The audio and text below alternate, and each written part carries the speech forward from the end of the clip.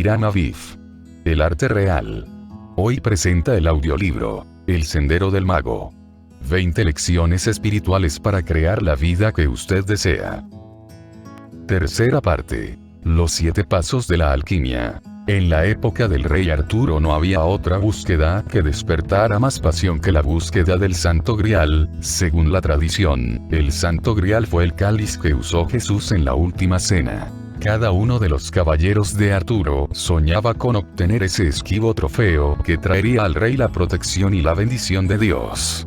Era común encontrarse con caballeros que hacían penitencia para recibir una visión del Grial, y los artistas competían entre sí para pintar una imagen de la última cena más espléndida que la anterior.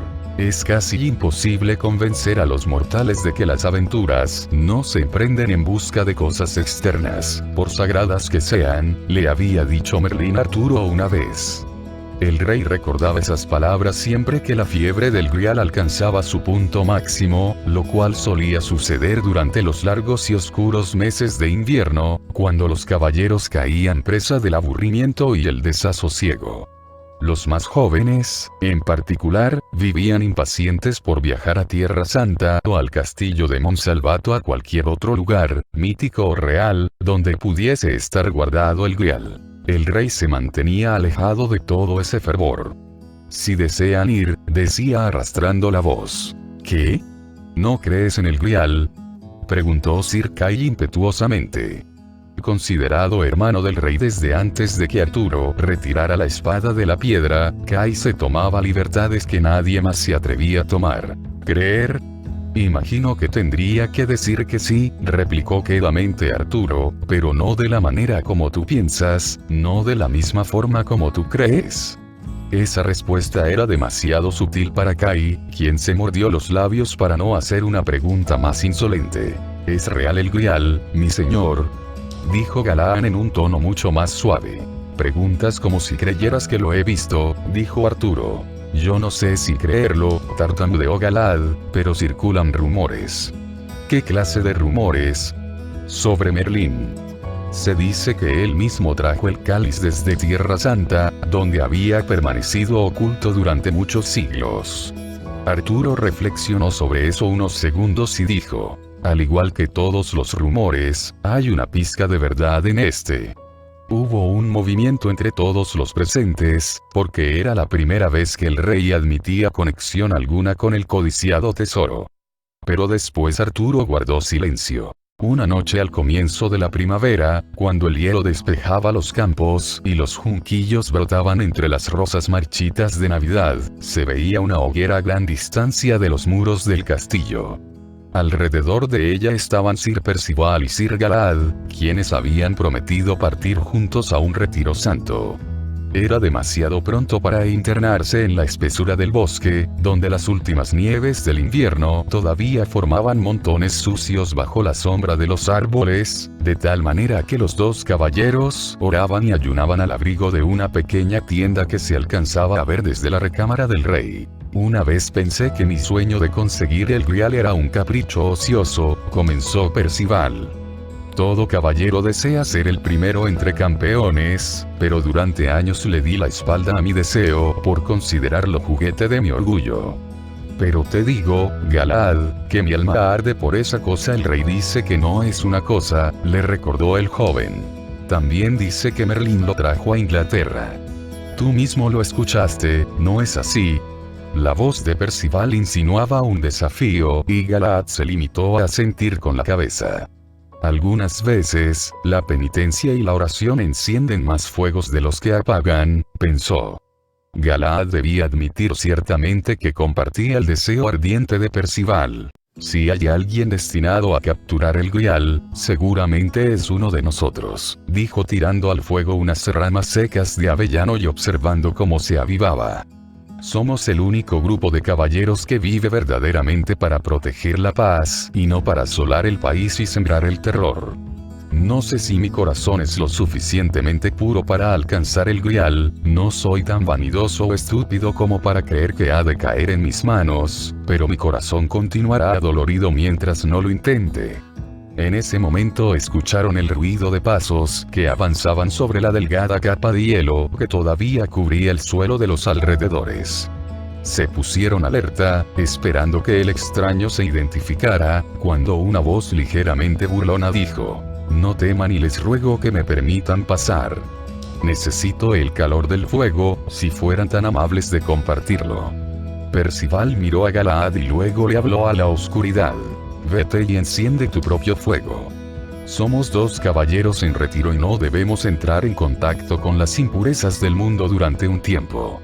La respuesta fue una risa burlona.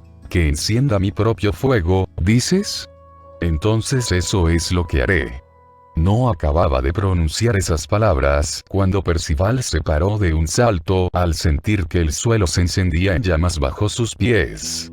Galaad miró asombrado a su alrededor y se vio encerrado en un círculo de fuego que había brotado del corazón helado de la tierra. Antes de que pudiera proferir palabra, una figura alta, esbelta como un pino añoso, atravesó las llamas y se paró sobre ellas. «Merlín», dijo Galaad, tratando de contener sus emociones. «¿Qué te trae por aquí después de tan larga ausencia?»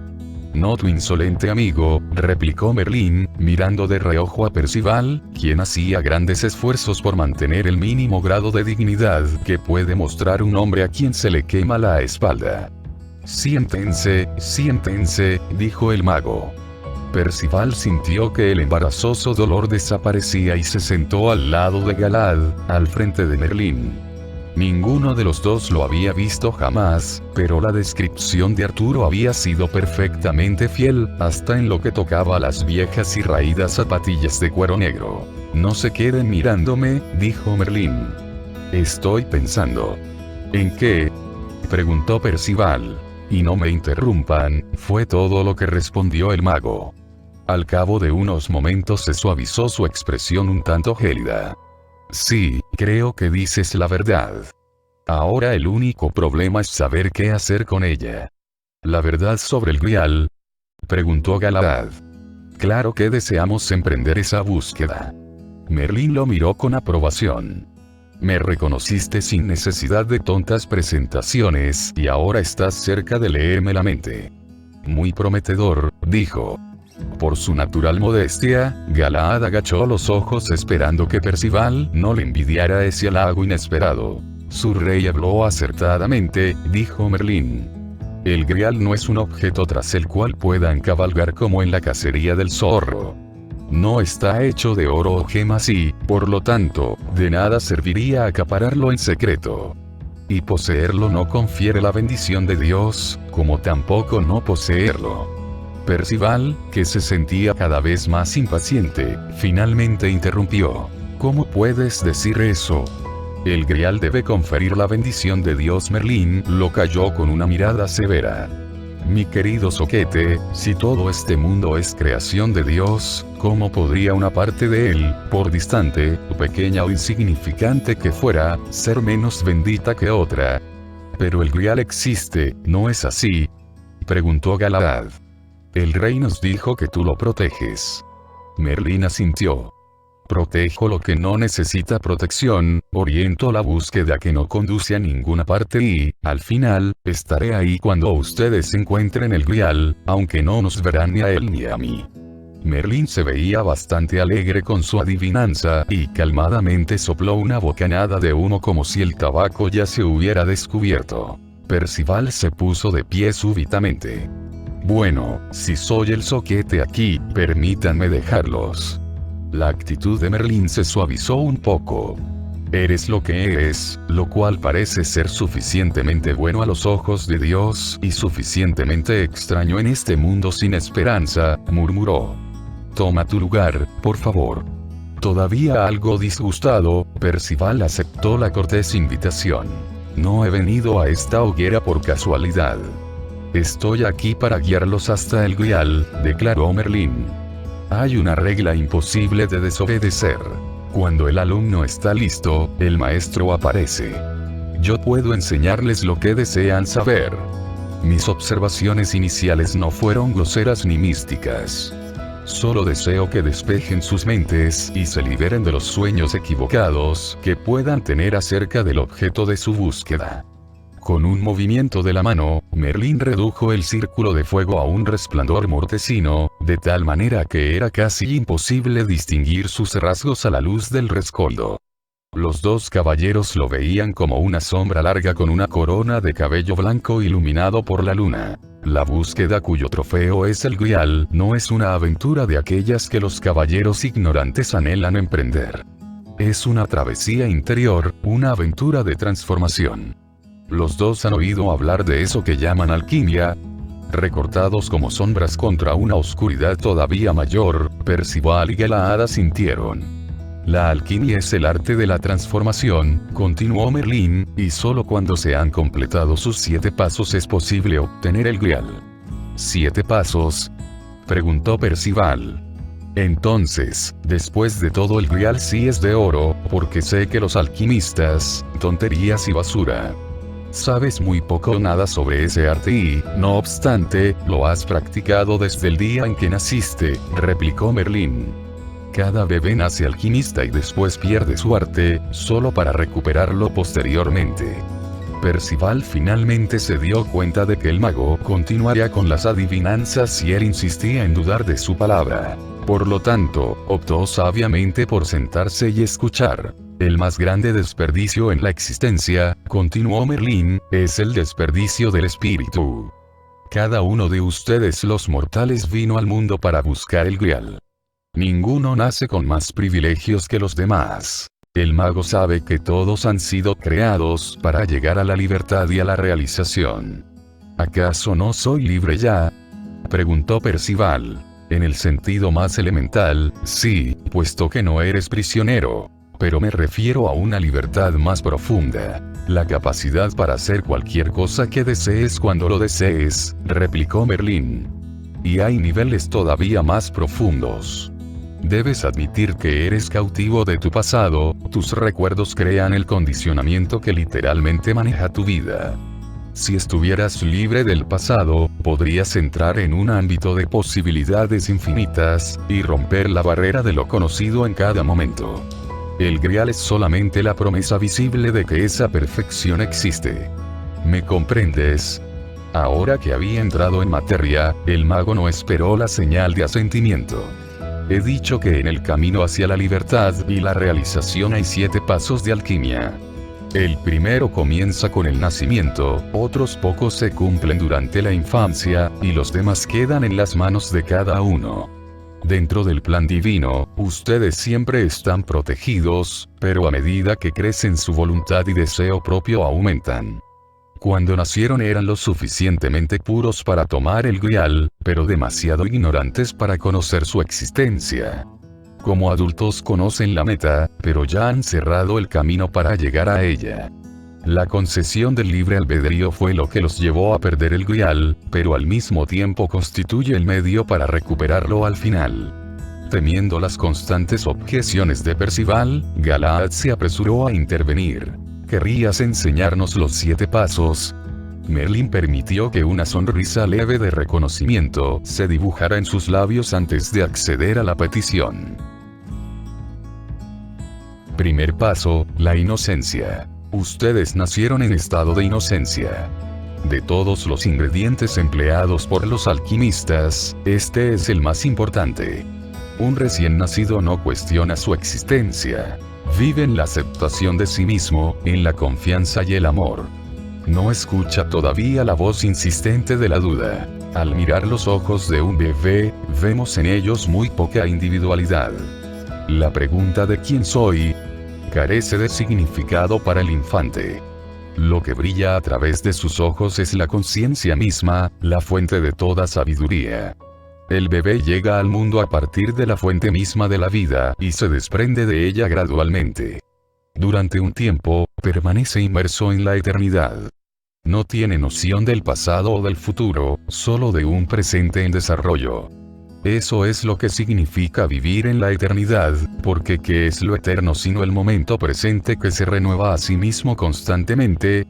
El bebé ya disfruta de la promesa misma del Grial, la vida eterna, porque vivir fuera del tiempo es el secreto de la inmortalidad. Si eso es cierto, dijo gravemente Galad, entonces, ¿por qué no somos todos inmortales desde el nacimiento? A causa de las semillas y las tendencias, replicó Merlín. Todos los bebés tienden a pasar del mundo eterno al mundo de las horas, los días y los años, del silencio del mundo interior a la actividad del mundo exterior, de la contemplación de sí mismos a la contemplación de todas las cosas fascinantes que los rodean. Basta con observar a un recién nacido durante sus primeras semanas de vida. Poco a poco fija su atención sobre este asombroso mundo nuevo en el cual se encuentra. Y así comienza la alquimia, la transformación constante que se esconderá bajo cada respiración durante los años por venir. Un bebé no es un ángel, su pureza dura poco. Por dentro, el bebé siente las primeras punzadas de la ira y el temor, la desconfianza y la duda. A medida que el bebé sale de su estado de inocencia, entra en un mundo más duro, de heridas y golpes. Surgen deseos que no satisface inmediatamente. Experimenta el dolor por primera vez. Ustedes los mortales llaman a esto la pérdida de la gracia, pero se equivocan. La gracia opera en cada paso de la existencia humana, aunque no lo reconozcan debido a su limitada percepción. ¿En qué se parece esta triste historia a la alquimia?, preguntó Percival, roído todavía por la duda. En que a toda hora está en funcionamiento una magia oculta, dijo Merlín. El bebé realmente no pierde su inocencia original a medida que crece. Lo que sucede es algo todavía más misterioso. La inocencia permanece intacta en un estado de pureza e integridad que ustedes sencillamente olvidan. Ahora viven en fragmentos. Para ustedes, el mundo es limitado. Su identidad está encerrada entre las experiencias individuales y los recuerdos acumulados. Al olvidar la unidad aparentemente perdieron de vista lo que son, pero eso es una ilusión. Aunque no actúan o sienten como recién nacidos, la esencia permanece. De hecho, la integridad no se puede fragmentar. La falsedad no puede dañar a la verdad. La pérdida de la inocencia fue un suceso real que, al mismo tiempo, carece de realidad. Las fuerzas de la alquimia operan detrás de lo que ustedes pueden ver, oír o tocar. ¿Cómo puedo saber que la inocencia está realmente allí?, preguntó Galahad. Si deseas entrar en contacto con la inocencia que vive dentro de ti, toma nota de las características del infante. Está alerta, es curioso, se maravilla, está seguro de que es deseado en esta tierra, siente que vive en la paz perfecta de la eternidad. Todos los bebés sienten estas cosas. Segundo paso, el nacimiento del ego. El siguiente paso, prosiguió Merlín, anuncia la entrada en escena del ego, el sentido del yo. Para que haya un yo también debe existir un tú o una que yo. El nacimiento del ego es el nacimiento de la dualidad. Marca el principio de los contrarios y, por lo tanto, de la oposición. Aunque cada nuevo paso de la alquimia hace tambalear al anterior y pone el mundo al revés, esta revolución es quizás la más espantosa. Han dejado de ser dioses. Imaginen un ser que se siente omnipotente en su mundo. A donde quiera que mira encuentra el reflejo de sí mismo. De pronto, comienza a ver a las personas y a las cosas como creaciones separadas. Ninguno de ustedes recuerda este suceso aterrador porque ocurrió en la primera infancia. Sin embargo, fue un cambio estremecedor, casi como un nuevo nacimiento. Eran felices como dioses y nacieron a la mortalidad. También fue un nacimiento al dolor, dijo Percival. ¿Era absolutamente necesario este paso? Ah, claro que sí. Ya les dije, las semillas y las tendencias. Cuando la curiosidad del bebé lo lleva a fijar su atención afuera de sí mismo, ¿qué es lo que ve? Primero, el rostro de su madre.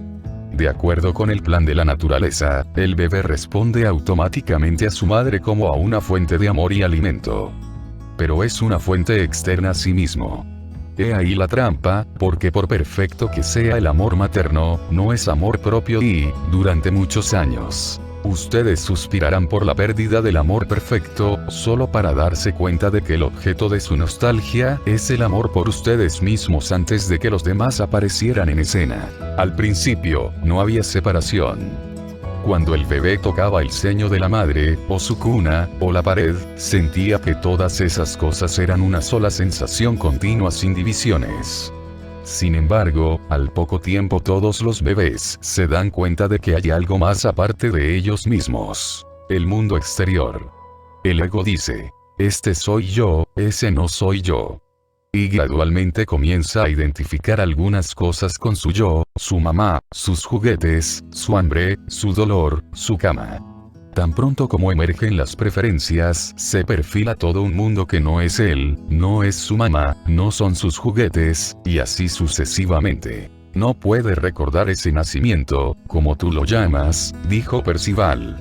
Pero si lo que dices es cierto, entonces fue en ese momento cuando comenzó la búsqueda del Grial. ¿Dónde más podría comenzar sino en la separación? Sí.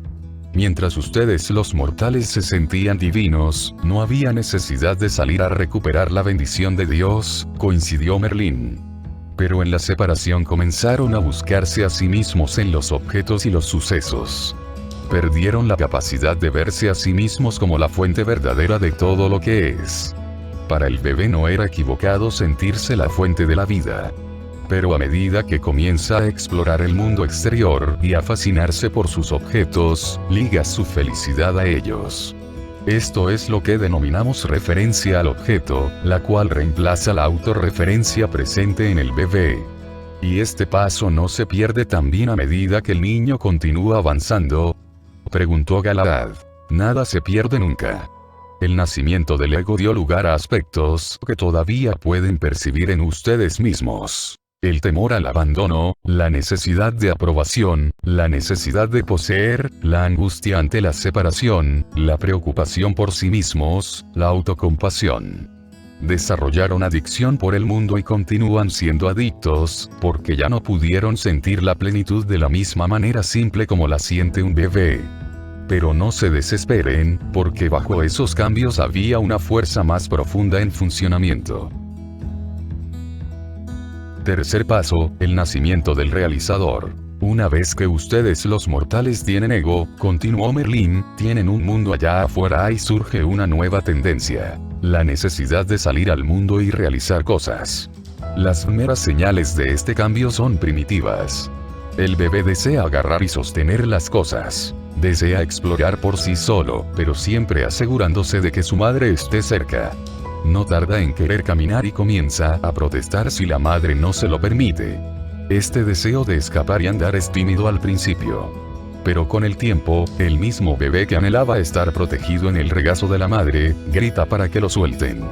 Este es un instinto sano, porque el ego sabe que lo desconocido es la fuente del temor. Si el bebé no se desprendiera para conquistar el mundo, crecería temiéndole cada vez más. Cada vez nos apartamos más de la sensación de paz, unidad y confianza con la cual nacieron. El ego comienza a dominar al espíritu. Cuando el bebé entra dentro de sí para sentir lo que hay allí, ya no encuentra conciencia pura sino un remolino de recuerdos. Las experiencias se tornan personales y no vuelven a ser compartidas nunca más. Otra historia triste, se lamentó Percival. Así sería si terminara ahí, dijo Merlín. Pero el nacimiento del realizador les trajo confianza y un sentido de individualidad. Este mundo de objetos y sucesos tiene como fin una sola cosa: convertirlos en individuos. Para eso se necesita el ego, por lo menos para el camino que ustedes los mortales han escogido. No todos son realizadores. ¿Es este un paso necesario?, preguntó Galahad. No todo el mundo adora el éxito o se identifica con el dinero, el trabajo o la posición, dijo Merlín. Pero el impulso del realizador es más simple, más elemental. Es la marca del ego en acción, demostrándose a sí mismo que la separación es tolerable. En efecto, el nacimiento del realizador hace que este mundo sea alegre, lleno de cosas para hacer y aprender. En algunas personas, el realizador dura mucho tiempo. La sed de fama y fortuna se imponen sobre el verdadero propósito de la búsqueda. Pero Dios permite el libre albedrío total, y si la persona decide que el mundo de allá afuera es más importante que ella misma, lo más natural es que sienta la necesidad de alcanzar la fama y la fortuna. A los ojos del mago el ego no ofrece posibilidad alguna de realización. Es controlador e implacable. Escúchame, dice, y toma todo lo que puedas para ti mismo. Así encontrarás la felicidad. Todos ustedes los mortales siguen ese consejo durante un tiempo. Y tampoco hay nada de malo en ello desde el punto de vista de Dios, porque su confianza en el libre albedrío es el camino más acertado. Prácticamente no tengo que decirles que ese tercer paso permanece con ustedes, porque mientras haya ego, estará presente el realizador. El realizador jamás colma su apetito. Después de todo, no hay límite a las experiencias que se pueden amasar. El mundo es infinito en su diversidad. Pero a medida que el ego crece, sofoca el espíritu bajo capas de cosas, dinero, poder, imagen, hasta que una voz pequeñita comienza a preguntar: ¿dónde está el amor? ¿Dónde está el ser? En ese momento está cerca el cuarto paso, otro nacimiento más. Cuarto paso, el nacimiento del dador. Con el tiempo, el ego se encuentra con una nueva noción, agregó Merlín. Que la felicidad no está solamente en tomar, sino también en dar. El descubrimiento es trascendental, porque libera al ego de muchos tipos de temor. Del temor al aislamiento, al cual conduce necesariamente el egoísmo total. Del temor a perder, el cual surge porque es imposible aferrarse a todo para siempre. Del temor a los enemigos, que desean despojarlo. Al convertirse en dador, el ego no tiene por qué vivir con esos temores, por lo menos no en la misma medida que anotes. Ha resuelto un problema persistente. Pero hay algo más profundo que está en funcionamiento al mismo tiempo. El dar conecta a dos personas, al dador y al receptor. De esta conexión brota un nuevo sentido de pertenencia, no la pertenencia pasiva del bebé que pertenece automáticamente a la madre, sino la pertenencia activa de alguien que ha aprendido a crear felicidad. Dar es crear. También modifica completamente la perspectiva del ego. Antes de nacer el dador, lo más importante era protegerse contra la pérdida. Eso significaba la pérdida del dinero y las posesiones, pero también de la imagen de sí mismo, de su importancia. Ahora la persona se desprende libremente de algo, pero no lo siente como una pérdida. El ego, por el contrario, siente placer. Y qué asombroso, porque el placer de tomar nunca fue como este nuevo placer. Galaad estaba pensativo. El amor ha entrado en el corazón. De ahí la diferencia. Sí, dijo Merlín. Mientras el ego persigue su interés egoísta, no siente amor. Puede sentir un placer intenso o satisfacción propia o apego.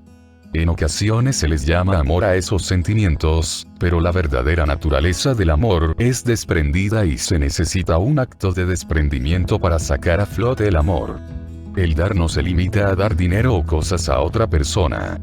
También está el servicio, el darse uno mismo y la devoción, el acto de dar amor en su forma pura. Por todas estas razones, el nacimiento del dador se siente como algo fresco y liberador. Aunque el ego continúa dominando, ha comenzado a mirar afuera de sí mismo. La mayoría de las personas aprenden el placer de dar en la infancia. La mayoría de los padres enseñan a sus hijos a compartir con otros niños. Sin embargo, el verdadero nacimiento del dador se produce mucho más tarde.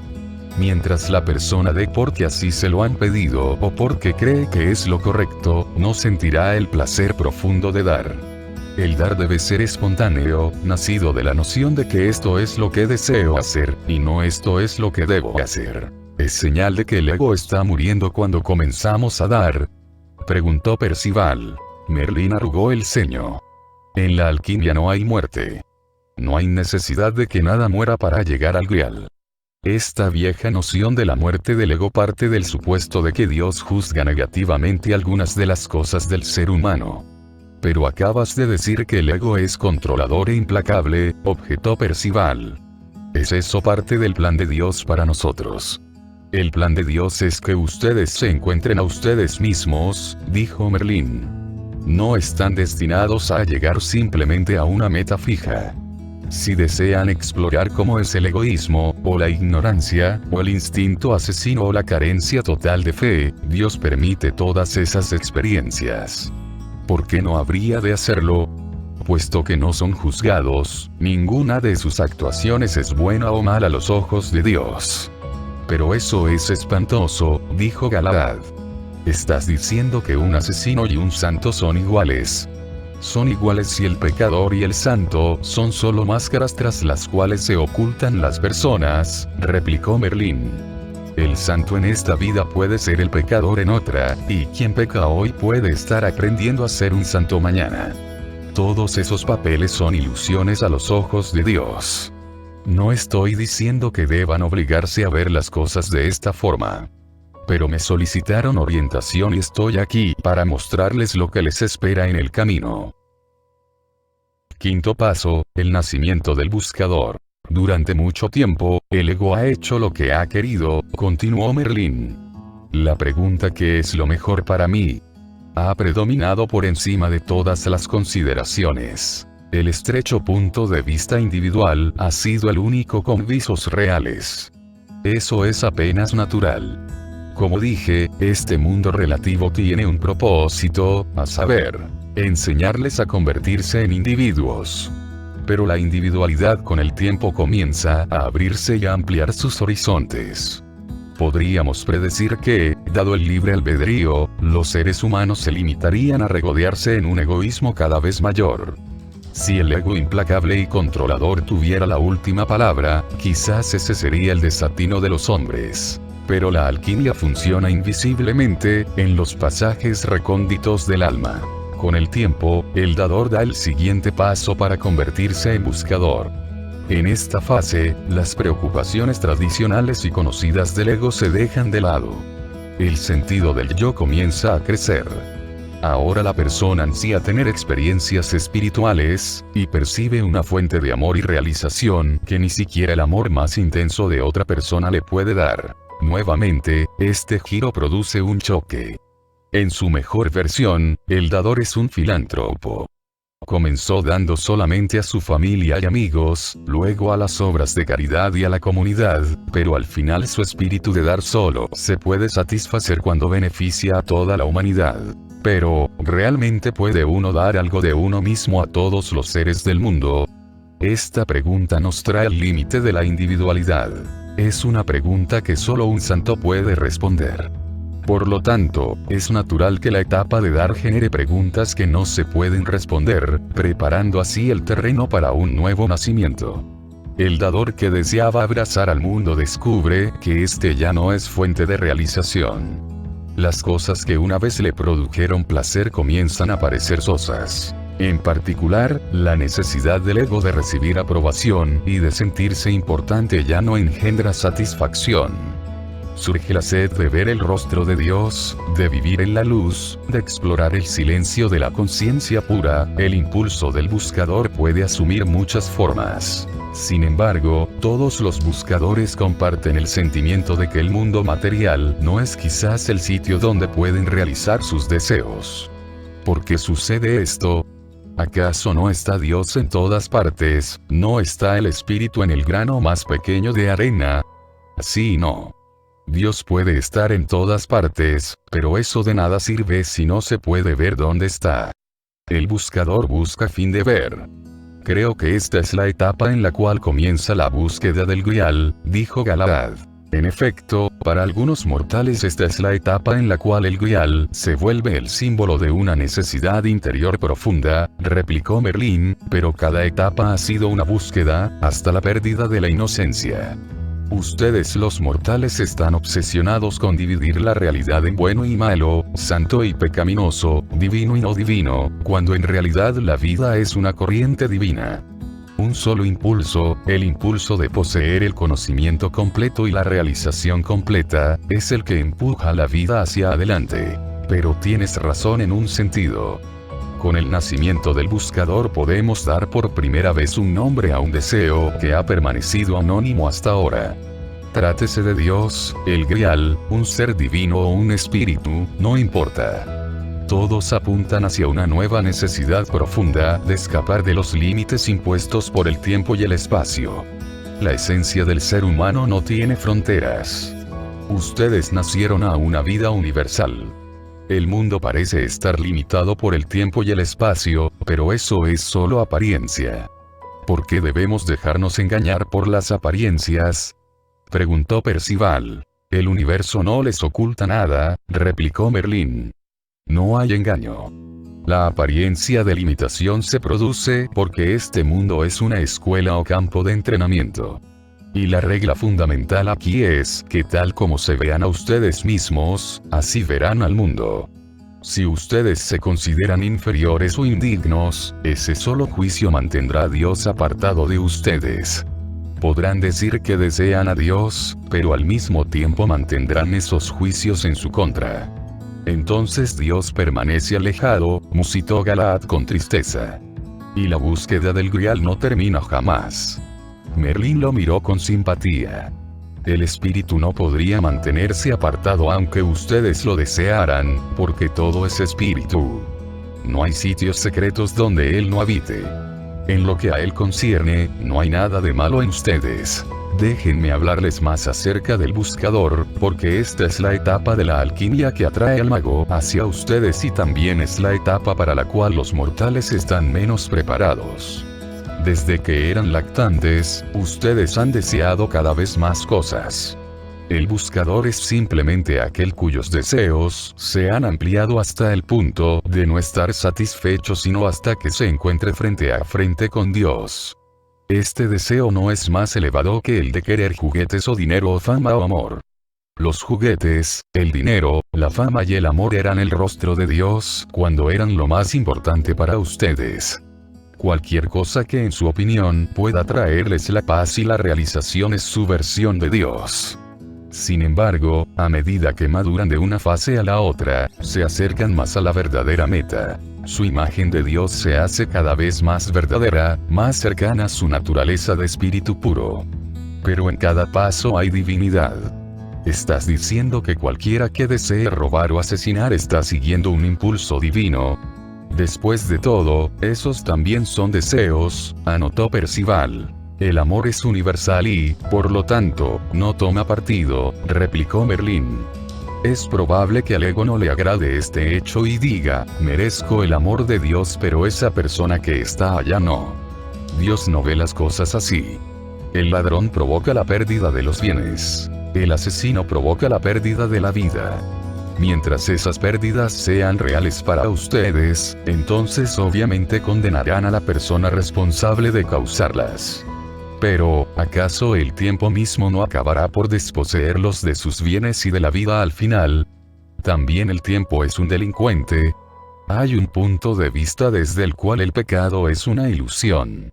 Nada de lo que ustedes llaman pecado puede mancillar en lo más mínimo el amor de Dios. ¿Obtienen automáticamente los buscadores las visiones y experiencias que desean?, preguntó Galahad. Cada cual recibe la versión de lo divino que concibe en su mente. Algunos ven a Dios en visiones, otros en una flor. Hay muchas clases de buscadores. Algunos necesitan actos milagrosos de intervención y redención, otros siguen una fuerza invisible que habla a través de los sucesos más corrientes. El buscador sencillamente está motivado por la sed de una realidad superior. Eso no significa que la etapa anterior de dar desaparezca. Pero ahora el dar sucede sin motivación egoísta, ahora brota de la compasión. Por primera vez se pone en tela de juicio la opinión de que el ego es todopoderoso y lo sabe todo. Por lo tanto, el nacimiento del buscador puede ser tremendamente turbulento. Imagínense como un coche tirado por caballos. Durante la mayor parte del tiempo no hay cochero y los caballos han llegado a creerse dueños del coche. Entonces llega el día en que una voz suave, salida del interior del coche, susurra: «Deténganse». Al principio, los caballos no oyen la voz, pero esta repite: «Deténganse». Sin poder dar crédito a sus oídos, los caballos galopan con mayor velocidad, solo para demostrar que no tienen amo. La voz interior no utiliza la fuerza. No protesta. Solamente continúa repitiendo. Deténganse. Eso es lo que sucede dentro de ustedes. El coche es su yo, los caballos son el ego, la voz que sale de adentro es el espíritu. Cuando el espíritu se anuncia en escena, al principio el ego no escucha porque está seguro de su poder absoluto. Pero el espíritu no emplea el tipo de poder al cual está acostumbrado el ego. El ego está habituado a rechazar, a juzgar, a separar y a tomar lo que considera que le pertenece. El espíritu es sencillamente la voz suave del ser, afirmando lo que es. Con el nacimiento del buscador, esa es la voz que comienza a dejarse oír. Pero deben estar preparados para la reacción violenta del ego, el cual no está dispuesto a renunciar a su poder sin dar batalla. ¿Cómo puede terminar esa batalla si el espíritu no tiene poder?, preguntó Percival. Dije que el espíritu no utiliza el poder al cual está acostumbrado el ego. Con el tiempo aprenderás que el espíritu no es otra cosa que poder, un poder de infinito alcance. Es un poder organizador que mantiene en perfecto equilibrio a todos y cada uno de los átomos del universo. Comparado con él, el poder del ego es absurdamente limitado y trivial. Sin embargo, este conocimiento llega únicamente tras renunciar a la necesidad del ego de controlar, predecir y defender. Su poder se limita a esas tres cosas. Si su ego pudiese renunciar a ellas de una vez, no habría necesidad de pasos ulteriores en el camino del crecimiento. El nacimiento del buscador sería suficiente. Pero las cosas no suceden así. La voz del espíritu anuncia que hay una realidad superior. Ascender a ella es otra cuestión. Yo creo que los buscadores deben ser escasos, considerando cuán dura es la lucha, dijo Galahad. Muchos deben fracasar y perder la esperanza. Es esa la razón por la cual nacen tan pocas personas destinadas a alcanzar el Grial. Todos nacen para alcanzar el Grial, le recordó Merlín. La razón por la cual los buscadores parecen escasos es principalmente cuestión de apariencias sociales.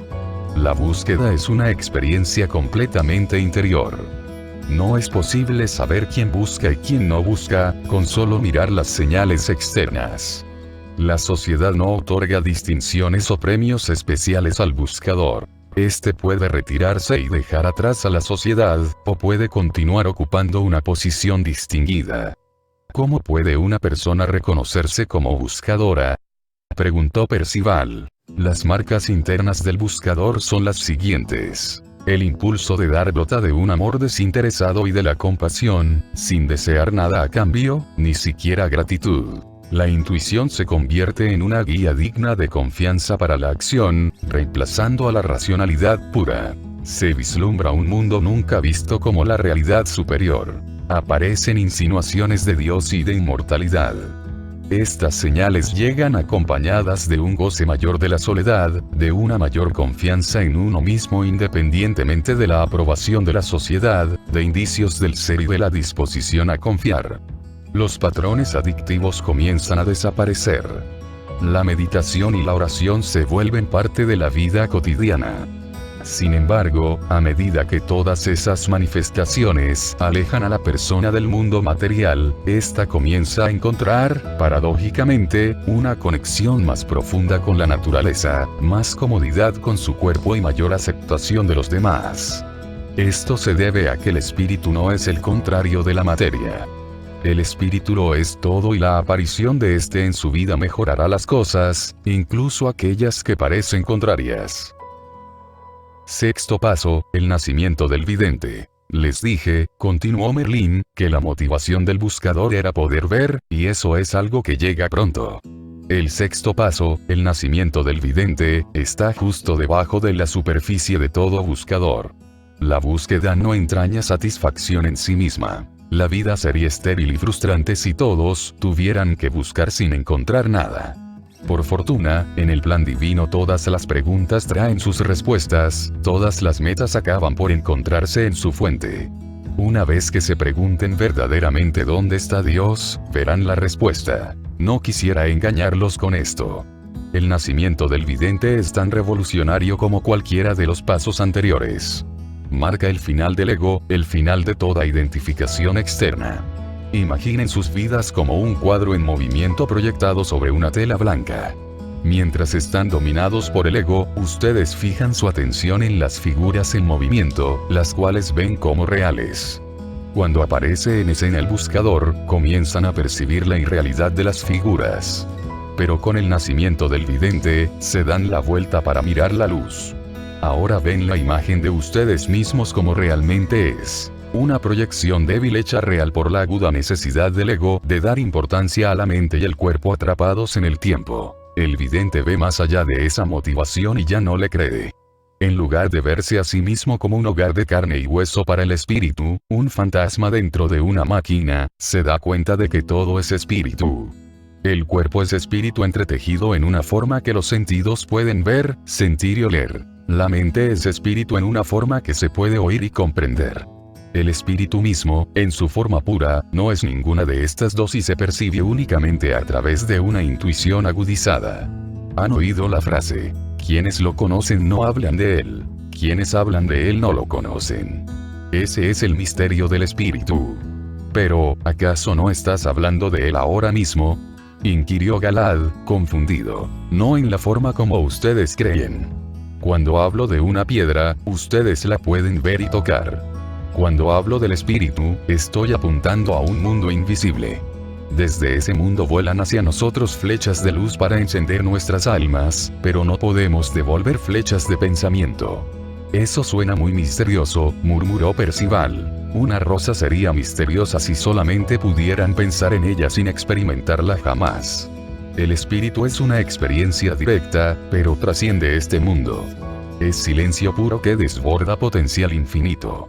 Cuando ustedes adquieren conocimiento sobre algo, adquieren conocimiento sobre una cosa. Cuando adquieren conocimiento sobre el espíritu, se convierten en la sabiduría misma. Todos los interrogantes desaparecen porque se encuentran en el seno mismo de la realidad, donde todo sencillamente es. Cuando la mirada del buscador cae sobre algo, sencillamente lo acepta como es, sin juzgar. No existe la necesidad del ego de tomar, o poseer o destruir. Ante la ausencia del temor, esas motivaciones no se presentan porque la necesidad de poseer emana de la carencia. Cuando no hay carencias para llenar, el simple hecho de estar aquí en este mundo, en su cuerpo, es la meta espiritual más elevada que podrían alcanzar. Esta parte del discurso de Merlín tuvo un impacto grande en Percival y Galad. Habían seguido con atención los primeros pasos, pero el ego, el realizador y el dador ya les eran conocidos. Cuando el mago les habló del buscador, los dos caballeros se vieron a sí mismos como eran en ese momento. Sin embargo, el vidente los llenó de sobrecogimiento, como si fueran exploradores que alcanzaban la cima de una montaña y miraban un nuevo horizonte anhelado de tiempo atrás pero nunca antes experimentado. Deseo ser ese vidente del que hablas, dijo fervientemente Galad. Merlín asintió. Eso significa que estás listo.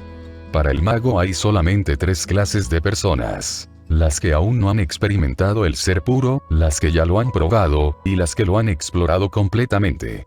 Tú ya has probado y deseas explorar. Para ti, este mundo comenzará a desaparecer como algo sólido, para fundirse en la luz abrasadora de ser. En una tierra lejana llamada India, dicen que la vida comente palidece ante Dios, como una vela que parecía brillante en la oscuridad, pero se torna invisible ante el sol del mediodía. Merlín se dirigió entonces a Percival.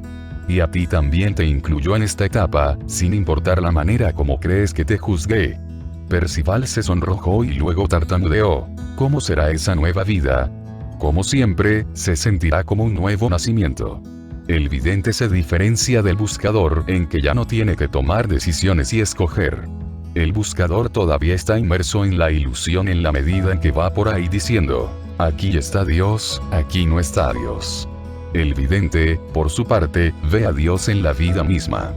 La larga lucha interior ha terminado por fin y el guerrero puede dejar atrás sus fatigas.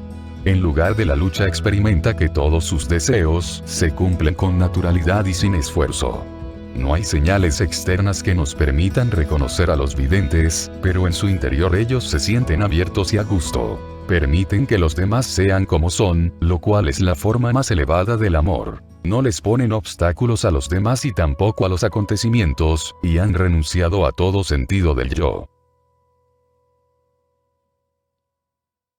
Séptimo paso, el espíritu. Es difícil pensar que pueda haber una etapa superior de la vida, dijo Galaad al cabo de un momento, profundamente conmovido por la descripción del vidente. Ten cuidado con esa palabra superior, le advirtió Merlín. El ego es el que tiene necesidad de lo superior y lo inferior. La meta de tu vida es la libertad y la realización. A la realización se llega únicamente al conocer a Dios tan completamente como Él se conoce a sí mismo. Ustedes los mortales tienen una sed constante de milagros, pero yo les digo que el milagro más grande son ustedes, porque Dios les ha dotado de esa capacidad única de identificarse con su naturaleza. Una rosa perfecta no siente que es una rosa. Un ser humano realizado sabe lo que significa ser divino. ¿Es posible describir ese estado?, preguntó Percival. Es el séptimo y último paso de la alquimia, el espíritu puro. Cuando llega, el vidente se da cuenta que lo que parecen ser la dicha y la realización totales todavía pueden ampliarse. Porque llegar a la presencia de Dios no es el final de la aventura sino el principio. Comenzaron en la inocencia, y así terminarán. Pero esta vez la inocencia es diferente porque habrán adquirido el conocimiento pleno, mientras que cuando eran bebés, la inocencia era apenas un sentimiento. Cuando puedan verse como espíritu, dejarán de identificar con este cuerpo y esta mente. Al mismo tiempo cesarán también los conceptos de nacimiento y muerte. Serán una célula en el cuerpo del universo, y ese cuerpo cósmico será tan íntimo como lo es ahora su cuerpo físico. Esto es lo más que puedo decirles acerca de la manera como se siente el mago, porque mago es solo otra palabra para describir la séptima etapa. Comprendan esto. Para el mago, el nacimiento no es otra cosa que la idea de tener un cuerpo, mientras que la muerte es apenas la idea de no tener ya ese cuerpo. Puesto que los magos no están sujetos a la ilusión del nacimiento, cualquier cuerpo que asumen es considerado un patrón de energía, y cualquier mente un patrón de información. Estos patrones cambian eternamente, van y vienen. Pero el mago mismo está más allá del cambio. La mente y el cuerpo son como habitaciones en las que decide vivir, pero no todo el tiempo. No hay sentimiento o pensamiento que pueda aproximar este estado, traerlo hasta ustedes. El espíritu nace del silencio puro. El diálogo interno de la mente debe cesar y no reiniciarse nunca, porque ya no existe aquello que dio lugar al diálogo interno, la fragmentación del ser. Su ser estará unificado y, así como el bebé del principio, no sentirán duda, vergüenza o culpa. De la necesidad de dualidad del ego brotó un mundo de bien y mal, correcto e incorrecto, luz y sombra. Ahora verán que los contrarios están fusionados. Ese es el punto de vista de Dios, porque a donde quiera que mira se ve a sí mismo. Si creen que esta meta es demasiado elevada o se encuentra demasiado lejos, les diré un secreto. Aunque crean que pasan por los 7 pasos de la alquimia, todos estaban presentes desde el comienzo. En la inocencia estaba la totalidad de Dios, como lo está también en el ego, en el afán de realizar, en el dar o en la búsqueda. Lo único que cambia realmente es el foco de atención. En su ser están todos los aspectos del universo, tan completos y eternos como el universo mismo. Pero aún así, el nacimiento al espíritu es un suceso tremendo. A medida que madure la unidad, se familiarizarán cada vez más con la divinidad, hasta que finalmente podrán experimentar a Dios como un ser infinito que se mueve a velocidad infinita a través de dimensiones infinitas. Cuando llegue esa experiencia sobrecogedora, parecerá tan natural y simple como estar sentados aquí bajo las estrellas y, no obstante, ustedes serán cada una de esas estrellas titilantes. Como suele suceder cuando los magos hablan, los 2 caballeros se sintieron transportados al estado que Merlín les estaba describiendo.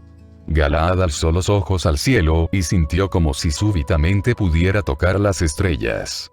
Sintió el corazón invadido por una sensación de pertenecer verdaderamente al mundo. Hemos llegado al hogar, susurró para sí mismo Percival. No se sientan abrumados, murmuró Merlín. Sus sentimientos son muy intensos porque son nuevos. En realidad, este es su estado natural. Ser uno con el cosmos, estar íntimamente ligados con la vida en todas sus formas, llegar a la unidad última con su propio ser, ese es su destino, el final de su búsqueda. Al final llegaremos al principio, murmuró Galahad. Sí, dijo Merlín. Cada uno de ustedes comienza con el amor, pasa por la lucha, la pasión y el sufrimiento, solo para terminar nuevamente en el amor. La voz de Merlín se fue haciendo más suave a medida que el círculo de luz se iba desvaneciendo. Ustedes los mortales tienen sed de milagros, les digo, y nada se les negará como hijos privilegiados del universo que son. El espíritu es el estado de lo milagroso, el cual se desenvolverá para ustedes en 3 etapas. Primero, experimentarán milagros en el estado conocido como conciencia cósmica. Cada suceso material tendrá una causa espiritual. Cada acontecimiento local también estará teniendo lugar en el escenario del universo. Su más pequeño deseo hará que las fuerzas cósmicas operen para provocar su realización. Por maravilloso que eso parezca, no es un estado tan avanzado, porque mucho antes de llegar a la conciencia cósmica, se habrán acostumbrado a que sus deseos se hagan realidad espontáneamente. Segundo, realizarán milagros en el estado denominado conciencia divina. Es el estado de la creatividad pura en el cual se funden con el poder de Dios, por el cual Él crea mundos y todo lo que sucede en ellos. Ese poder no se deriva de nada que haga Dios, es simplemente su luz de conciencia. Verán la conciencia divina como un resplandor de oro que brilla a través de todo lo que sus ojos contemplen. El mundo se ilumina desde adentro y no quedan dudas que la materia es simplemente el espíritu manifiesto. En la conciencia divina se verán a sí mismos como lo creado, no el creador, como el dador de vida, no el receptor. Tercero, se convertirán en el milagro, en el estado denominado conciencia de la unidad. Ahora cualquier diferencia entre el creador y lo creado ha desaparecido. Su espíritu se fusiona con el espíritu de todo lo demás. Su retorno a la inocencia lo abarca todo porque, al igual que el bebé que toca la pared o la cuna y solamente se siente a sí mismo, verán cada acción como espíritu volcándose en el espíritu. Vivirán en total sabiduría y confianza. Y aunque parecerá que todavía viven dentro de un cuerpo, este será solamente un grano de ser en las playas de ese océano infinito de ser que son ustedes. Los caballeros no tenían idea de cuánto tiempo había transcurrido desde que Merlín comenzara a hablar. Se sentían elevados a un espacio donde las esferas de ser se abrían una tras otra como los pétalos de una flor. Y cuando la última se abrió pudieron ver en su interior un diamante casi translúcido rotando en el centro. ¿Qué es eso? Quiso saber Galahad, pero no se atrevió a preguntar. He ahí el grial, susurró Merlín. El desarrollo de su búsqueda los ha llevado hasta una visión de la meta, el punto de luz pura, la esencia diamantina que alumbra dentro de su alma. Los 2 caballeros se arrodillaron en el suelo gélido y oraron en sus corazones por la gracia de merecer la visión. Vivan con devoción este momento, dijo Merlín. Los he traído hasta aquí motivado por su deseo más profundo, pero ahora deberán conquistar ustedes mismos el verdadero grial, no solamente su visión. El verdadero grial, murmuró Percival. ¿Qué debemos buscar? Esta misma imagen. No esperen, no tengan expectativas, advirtió Merlín a medida que se desvanecía la visión del grial. El hombre busca símbolos, y los símbolos cambian de una era a otra. Pero lo que les he mostrado no es un símbolo sino la verdad. El grial es el punto cristalino del ser dentro de sus corazones. Sus facetas reflejan la luz, y a partir de esos tenues reflejos surgen todas las facultades de la mente y el cuerpo que ustedes perciben a través de sus sentidos. Como reflejos son reales, pero mucho más real es este diamante transparente de ser puro. De pronto, Merlín bostezó echando la cabeza hacia atrás como si fuera la sensación más deliciosa del mundo. Estiró los brazos y se puso de pie. La oscuridad era casi total después de extinguirse el fuego, pero Percival y Galahad podían sentir los ojos de Merlín fijos en ellos. Les dijo, un día recordarán esta noche y preguntarán, ¿quién eres tú, Merlín? Desde más allá de los confines del tiempo, les responderé de esta manera. Soy aquel que no necesita de milagros. Soy un mago y, para mí, estar aquí es suficiente milagro. ¿Qué podría ser más milagroso que la vida misma? El anciano desapareció con el último resplandor del fuego. Percival y Galahad permanecieron inmóviles, sin decir palabra. Estaban aún bajo el hechizo del discurso de Merlín, pero a medida que éste se desvanecía, temblaron lamentando su regreso a la tierra. Al caer el alba echaron a andar hacia el castillo. A la luz del nacimiento dorado del sol, Percival vio al rey Arturo parado en la ventana de su recámara real. Tenía su mirada fija en ellos. ¿Crees que debamos contarle esto?, preguntó Percival, señalando hacia el castillo. Galaad sacudió la cabeza. Estoy seguro de que el rey sabe lo sucedido. Tuvo que haberle pasado a él o, de lo contrario, ¿por qué su renuencia a hablar del Grial? Pero te diré esto, hermano caballero. Desearía que Arturo comprendiera que estamos con él en la misma búsqueda que propone Merlín. Acordemos llamar a esta noche la noche de la cueva de cristal. El rey sabrá lo que queremos decir. Y aunque no habían estado en cueva alguna, sino bajo el manto del firmamento estrellado, Percival estuvo de acuerdo inmediatamente.